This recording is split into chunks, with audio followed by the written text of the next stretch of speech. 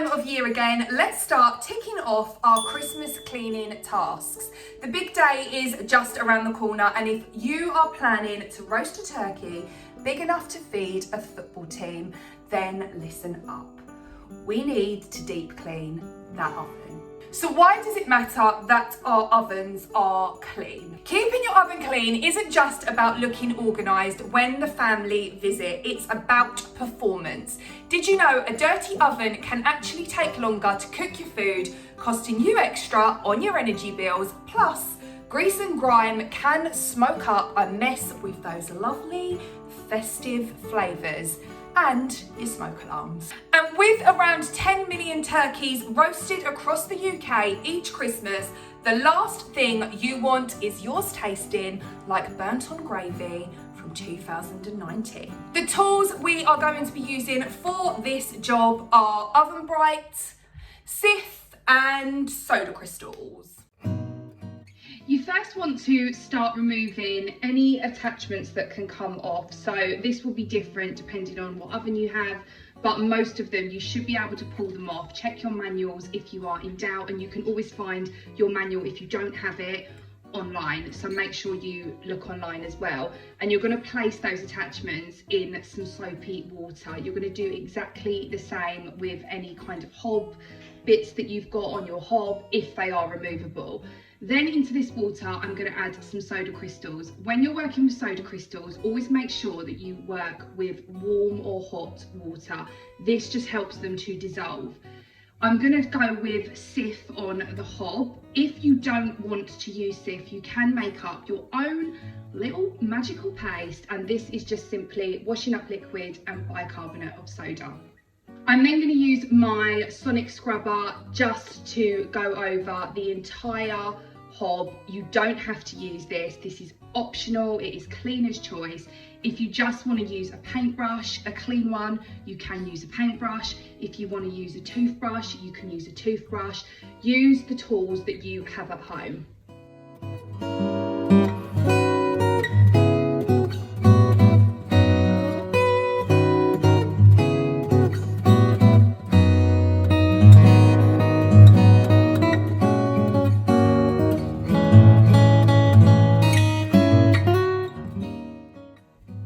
Now I'm going to switch the head on my sonic scrubber, and I'm going to use a thinner brush. So the one I was using before was kind of like a foam pad.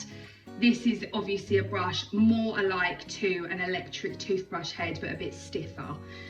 Just going to go around all of the little details. I really do advise, if you haven't got anything else in your home to use for this, get yourself an old toothbrush, because it will really help getting into all the little minute details. Again, a paintbrush as well works brilliantly here. I haven't used it on this clean today, but I do love a paintbrush for getting into the more intricate details. Then we're going to go ahead and wipe off the Cif Cream Cleaner. I'm just using some warm water here. This will take a few going overs, so bear with it. It will foam up, and then you rinse your cloth, wipe it over again until you're left with little to no residue. Then we are going to go in with a disinfectant. I am using hypochlorous acid here. You don't have to use this. You can use whatever disinfectant you want to use. This is our C before D method. So we've cleaned the hob, now we're disinfecting it just to make sure it is ultra clean. The reason I love hypochlorous acid as well is once you have used this on any surfaces, it leaves a streak-free shine. Now we're moving on to the main part of this clean. It is the oven. My oven is revolting right now. Look at the state of it. I'm going to be using Oven Brite. In between cleans, it is perfectly fine to use soda crystals, and it will get the oven clean. My oven is past that point, so I'm using Oven Brite. This packet was $8.99 for 3 boxes on Amazon. I'll leave the link in the description box. I cannot rate these enough. They are so good if you're using it just every now and then for a deep oven clean. I'm not saying use these all the time, every time you clean your oven. Soda crystals will suffice, but for this, Oven Brite is the choice of cleaner. So I've put all the racks in the bag provided. and I've then put some cleaning mixture in it, and now I'm going to put the mixture into the oven, wipe it over everything, and then that is going to sit and do its job. I do advise, if you are using this, put the bag once it's done outside in your garden, but out of reach from animals, and leave it outside just in case there are any spillages. Now we're moving back to the sink, and we're going to tackle all of our little components that we have removed. So I'm just giving these a nice good scrub. I can already see that the water is getting a bit murky and a bit gross, so it's doing its job. They've sat there for a while soaking, and it has begun to obviously break down and lift some of that grease and grime on these parts of my oven. And again, I'm just using the sonic scrubber to get into the more intricate details, but like I keep saying, use what you've got. This is the fan behind the back of my oven. I pulled the whole oven out. I could have been sick. Soda crystals, again, are your friend here. I did barely any scrubbing on that, and you'll see in a little while how this came up. It was stunning. Please don't judge me. I have not cleaned the back of that fan in the longest time ever, because it's a gas oven. I try to be a bit more careful.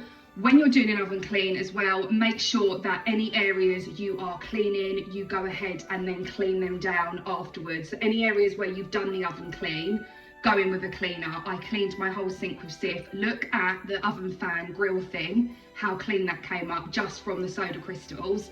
And these are all the little bits and bobs just drying on the tea towel.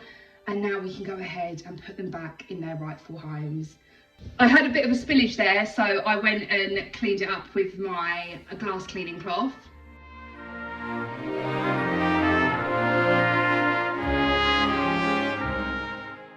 I added all the little buttons back on the front. This is what the back of my oven looks like, so behind the oven.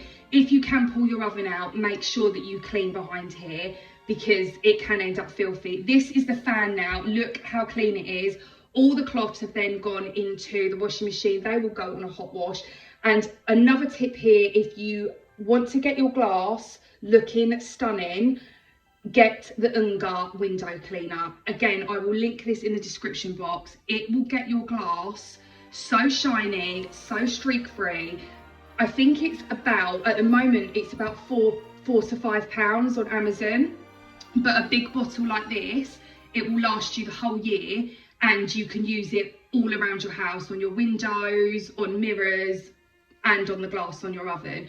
I am using a glass cloth to buff it and get that nice shine as well, but look how nice this has come up. I'm so happy. The glass can now go back in, so that's just being slotted back into the front of the oven. And this is how the oven is looking.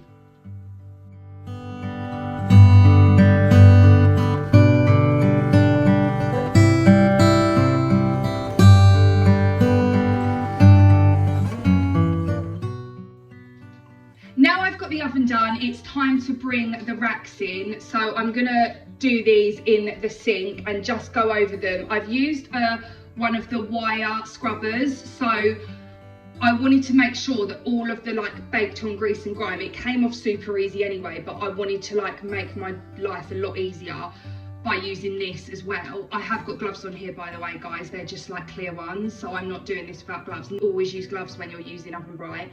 And then once again cleaned the sink, and I also did the floor as well, because like I said, if you've got oven cleaner out, you need to make sure that you're going over everything, cleaning it, because it is quite potent chemical. This is how the oven looks. What a delight.